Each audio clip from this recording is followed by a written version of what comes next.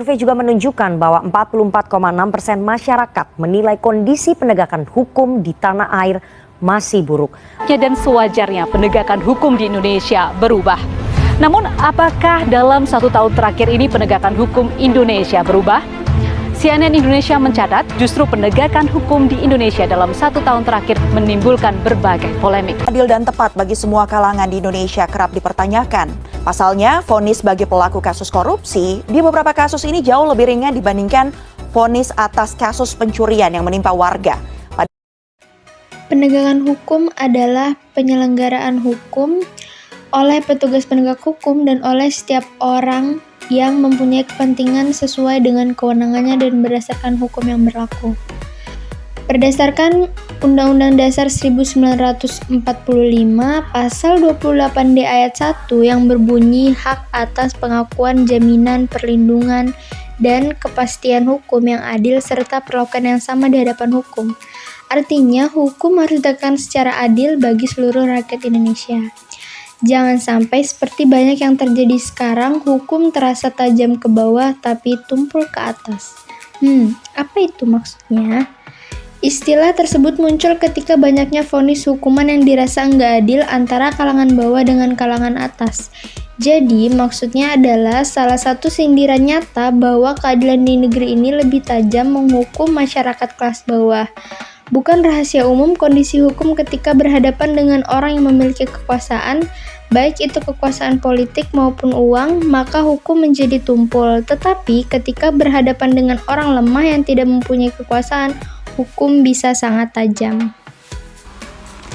Dari ilustrasi tadi yang telah ditayangkan, menurut saya penegakan hukum di Indonesia masih jauh dari kata ideal dan memenuhi rasa keadilan bagi masyarakat. Dalam hal ini, seharusnya penegakan hukum tidak pandang pilih dan harus memberikan rasa keadilan bagi semua masyarakat. Penegakan hukum juga seharusnya bisa bertanggung jawab memberi kepastian kepada setiap masyarakat, tidak memihak dan tidak mudah diintervensi. Masalah utama dalam penegakan hukum di Indonesia bukanlah pada produk sistem hukumnya itu sendiri, melainkan pada kualitas manusia yang menjalankan hukum. Dengan seperti ini, peran penegak hukum memiliki tempat yang strategis. Masalah transparansi penegakan hukum sangat berkaitan dengan kinerja badan-badan hukum atau lembaga penegak hukum yang ada. Lemahnya mentalitas penegak hukum di Indonesia mengakibatkan penegakan hukum tidak berjalan dengan semestinya. Jika mulai saat ini penegakan hukum tidak berubah, maka di masa yang akan datang banyak para penguasa yang kebal hukum karena kekuasaannya disalahgunakan, dan pengusaha kebal hukum karena uangnya yang dapat mengatur aparatur negara.